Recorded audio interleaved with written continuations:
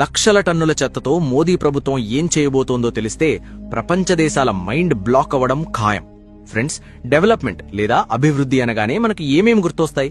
వందే భారత్ లాంటి స్పీడ్ ట్రైన్లు, 6 లేన్ హైవేలు, ఆకాశాన్ని తాకే పెద్ద పెద్ద బిల్డింగులు, ఇంకా స్మార్ట్ సిటీలు, అవునా? కానీ అభివృద్ధి వైపు పరుగులు తీస్తున్న ఈ రేస్లో మనం ఒక డెడ్లీ ప్రాబ్లంని పూర్తిగా మర్చిపోతున్నాం. అదేంటంటే ఏకంగా కుతుబ్ మినార్ ఎత్తును కూడా దాటేస్తున్న మన దేశంలోని భారీ చెత్త పర్వతాలు. అవును, మీరు విన్నది నిజమే. మీరు ఎప్పుడైనా ఢిల్లీ వెడితే అక్కడ గాజీపూర్ లేదా భల్స్వాలో ఉన్న ఆ చెత్త కొండల గురించి ఖచ్చితంగా వినే ఉంటారు. ఒక చారిత్రక కట్టడం కంటే ఒక చెత్త కుప్ప ఎత్తుగా ఉండటమేంటి? ఇది కేవలం ఢిల్లీ కథ మాత్రమే కాదు ఫ్రెండ్స్. మన హైదరాబాద్ జవహర్ నగర్ డంపింగ్ యార్డ్ అయినా, ముంబై, చెన్నై లాంటి ఏ మెట్రో సిటీ అయినా సరే, సిటీ బయట ఇలాంటి విషపూరితమైన చెత్త కొండలు మన భూమిని, మనం పీల్చే గాలిని, తాగే నీటిని పూర్తిగా నాశనం చేస్తున్నాయి. దశాబ్దాలుగా ప్రభుత్వాలు వస్తున్నాయి, పోతున్నాయి. ఎలక్షన్లప్పుడు ఎన్నో వాగ్దానాలు జరుగుతున్నాయి. కానీ ఈ చెత్త పర్వతాలు మాత్రం అలాగే ఎత్తుగా పెరుగుతూనే ఉన్నాయి. కానీ ఫ్రెండ్స్, ఇప్పుడు గేమ్ పూర్తిగా మారబోతోంది. మోదీ ప్రభుత్వం ఒక భారీ జియోపొలిటికల్ రేంజ్ మాస్టర్ స్ట్రోక్ వేసింది. దేశం కోసం ఒక సంచలన ప్లాన్ తీసుకొచ్చింది. ఈ ప్లాన్ ఈ చెత్త పర్వతాలను సమూలంగా నాశనం చేయడమే కాకుండా ఆ పనికిరాని చెత్తను ఏకంగా బంగారంగా మన దేశానికి పవర్ గా మార్చబోతోంది. ప్రపంచ దేశాలన్నీ ఇప్పుడు భారత్ వైపే చూస్తున్నాయి. అసలు 140 కోట్ల జనాభా ఉన్న దేశం ఇంత పెద్ద సమస్యను ఎలా హ్యాండిల్ చేయబోతోంది? అమెరికా, జపాన్ లాంటి డెవలప్డ్ దేశాలకే సాధ్యం కాని ఈ అద్భుతాన్ని ఇండియా ఎలా చేయబోతోంది అని వాళ్లు కూడా షాక్ అవుతున్నారు. అసలు ఈ గేమ్ చేంజింగ్ ప్రాజెక్ట్ ఏంటి, చెత్తలేని భారత్ విజన్ ఏంటి అనేది ఇప్పుడు డీకోడ్ చేద్దాం పదండి.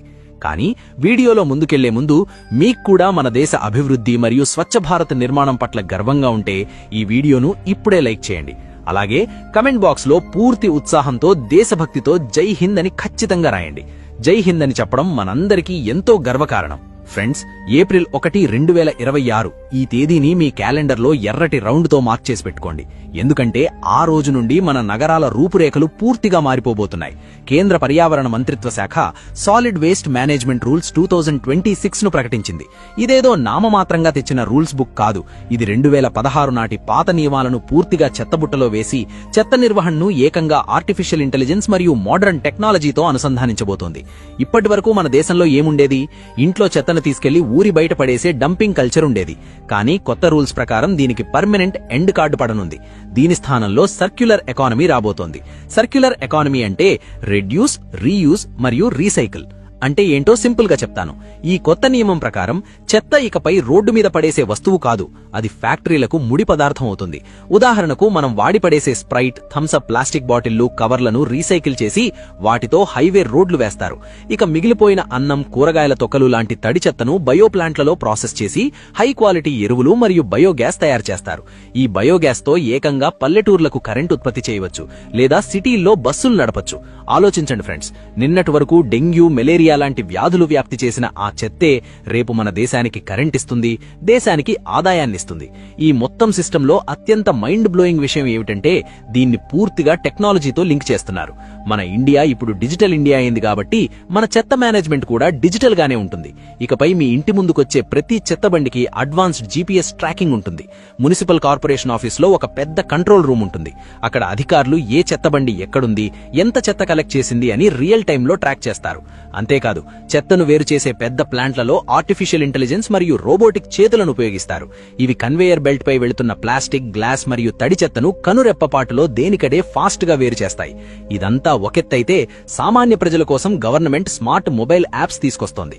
ఉదాహరణకు, మీ వీధిలో లేదా రోడ్డు మీద చెత్త పడుందనుకోండి, మీరు ఎవరికో కంప్లైంట్ చేయాల్సిన అవసరం లేదు. జస్ట్ ఫోటో తీసి యాప్ లో అప్లోడ్ చేస్తే చాలు. ఆ ఏరియా అధికారికి డైరెక్ట్ నోటీస్ వెళ్తుంది. దీనివల్ల అధికారులు మాకు తెలియదు అని తప్పించుకునే ఛాన్స్ లేదు. అవినీతికి, పని ఎగ్గొట్టడానికి ఇక చెక్ పడినట్లే. ఒకవేళ మున్సిపాలిటీ వాళ్లు సరైన పద్ధతిలో చెత్తను క్లీన్ చేయకపోతే వారిపై ఏకంగా కోట్ల రూపాయల భారీ ఫైన్ పడుతుంది. ఇందులో మరో సంచలన మార్పు ఏంటంటే ఎక్స్టెండెడ్ ప్రొడ్యూసర్ రెస్పాన్సిబిలిటీ, అంటే ఈపీఆర్. ప్లాస్టిక్ కవర్లో చిప్స్, బిస్కెట్లు, కూల్ డ్రింక్స్ అమ్మే పెద్ద పెద్ద మల్టీనేషనల్ కంపెనీలున్నాయి కదా, ఆ ప్లాస్టిక్ చెత్తను తిరిగి సేకరించి రీసైకిల్ చేయడం ఇకపై ఆ కంపెనీల బాధ్యతే. వాళ్లు మన దేశంలో ప్రొడక్ట్స్ అమ్మి కోట్లు లాభాలు దండుకుని పారిపోలేరు. వాళ్లు రోడ్ల మీదకు వదిలిన చెత్తకు వాళ్లే లెక్క చెప్పాలి. ఈ రూల్ పెద్ద కంపెనీల నిద్ర చెడగొట్టేదే అయినా మన దేశ పర్యావరణానికి మాత్రం ఇదొక సంజీవని లాంటిది. ఇప్పుడు మీకొక పెద్ద డౌట్ రావచ్చు, సరే భయ్యా, కొత్త చెత్తకు ఏర్పాట్లు బాగానే ఉన్నాయి, మరి దశాబ్దాలుగా పేరుకుపోయిన పాత చెత్త పర్వతాల పరిస్థితేంటి? దీనికోసం ప్రభుత్వం స్వచ్ఛ భారత్ మిషన్ 2.0 కింద బయోమైనింగ్ అనే పవర్ఫుల్ టెక్నిక్ వాడుతోంది. పెద్ద పెద్ద ట్రోన్మెల్ మిషన్ల ద్వారా ఈ పర్వతాలను జల్లెడపడతారు. అందులోంచి మట్టి, రాళ్లు, ప్లాస్టిక్ ఇంకా మండే పదార్థాలను సపరేట్ చేస్తారు. ఆ మండే చెత్తను సిమెంట్ ఫ్యాక్టరీలలో ఇంధనంగా మంట పెట్టడానికి వాడేస్తారు. మట్టిని హైవేల మీద గుంతలు పూడ్చడానికి ఉపయోగిస్తారు. ఢిల్లీ, ఇండోర్ లాంటి నగరాల్లో ఈ పని ఇప్పటికే యుద్ధ ప్రాతిపదికన జరుగుతోంది. రాబోయే కొద్ది సంవత్సరాల్లో ఈ చెత్త పర్వతాలను పూర్తిగా మాయించేసి ఆ ప్లేస్ లో అందమైన పచ్చని పార్కులు నిర్మించాలన్నదే ప్రభుత్వం టార్గెట్. ఫ్రెండ్స్, మనం జాగ్రత్తగా ఆలోచిస్తే ఈ రీసైక్లింగ్ అనేది ఏదో అమెరికా వాళ్లు కనిపెట్టిన కాన్సెప్ట్ కాదు. ఇది మన ఇండియన్స్ రక్తంలోనే ఉంది, అవునా కాదా? మన నాన్నమ్మలు పాత బట్టలతో తుడుచుకునే గుడ్డలు చేసేవారు. జామ్ బాటిల్స్, సీసాలను పోపుల దబ్బాగా వాడేవారు. పాత న్యూస్ పేపర్లు, ప్లాస్టిక్ డబ్బాలను పాత సామాన్లు కొనేవాళ్లకమ్మడం మనకు అలవాటే. కానీ మోడర్న్ కల్చర్ మోజులో పడి మనం యూజ్ అండ్ త్రో కల్చర్ కి బానిసలయ్యాం. 140 కోట్ల జనాభా రోజూ ఇలా సింగిల్ యూజ్ ప్లాస్టిక్ విసిరితే వినాశనం ఖాయం. ప్రభుత్వం ఎన్ని చట్టాలు చేసినా మనం మారకపోతే ఉపయోగం లేదు. అందుకే ఈ కొత్త రూల్స్ లో మనకొక కఠినమైన కండిషన్ పెట్టారు. అదే సెగ్రిగేషన్ ఎట్ సోర్స్, అంటే ఇంట్లోనే చెత్తను వేరు చేయడం. ఇకపై చెత్తనంతా ఒకే కవర్లో పడేయడం చట్టరీత్యా నేరం. మనం చెత్తను 3 డబ్బాల్లో వేరు చేయాలి. వంట చేసినప్పుడు మిగిలిన కూరగాయల తొక్కలు, పాడైపోయిన అన్నం లాంటి తడి చెత్త ఆకుపచ్చ డబ్బాలో వెయ్యాలి. అమెజాన్ డెలివరీ బాక్సులు, ప్లాస్టిక్ కవర్లు, కాగితాలు లాంటి పొడి చెత్త నీలం రంగు డబ్బాలో వెయ్యాలి. ఇక 3వది ఎరుపు లేదా నల్ల డబ్బా. ఇందులో పాడైపోయిన బ్యాటరీలు, ఎక్స్పైర్ అయిపోయిన మందు బిళ్లలో, పగిలిపోయిన ట్యూబ్లైట్లు లాంటి ప్రమాదకరమైన చెత్త వెయ్యాలి. మనం ఇంట్లో ఇంత చిన్న పని చేస్తే ఆ చెత్తను రీసైకిల్ చేసే వాళ్లకి పని 100 రెట్లు సులభమవుతుంది. మన దేశానికి మనం చేసే అతి పెద్ద సహాయం ఇదే. కాబట్టి ఫ్రెండ్స్, ఏప్రిల్ 1, 2026 నుండి మొదలయ్యే ఈ ప్రయాణం అంత ఈజీ కాదు. ముందుగా మనం మన అలవాట్లను మార్చుకోవాలి. ఈ ప్లాన్ కనుక సక్సెస్ అయితే మన ఇండియా రూపురేఖలు మారిపోవడం గ్యారంటీ. మోదీ ప్రభుత్వం ఈ ప్లాన్ కేవలం చెత్తను శుభ్రం చేయడం మాత్రమే కాదు, చెత్తతో డబ్బు సంపాదించడం, మన ఇండియన్ ఎకానమీని బూస్ట్ చేయడానికి వేసిన ఒక జియో పొలిటికల్ మాస్టర్ స్ట్రోక్. మరి ఈ కొత్త SWM రూల్స్ 2026 నిజంగానే మన సిటీల్ని చెత్త పర్వతాల నుండి కాపాడతాయని మీరనుకుంటున్నారా? మన వాళ్లు నిజంగానే చెత్తను వేరు చేసే అలవాటు చేసుకుంటారా? మీ జెన్యూన్ అభిప్రాయాన్ని కమెంట్ బాక్స్ లో ఖచ్చితంగా చెప్పండి.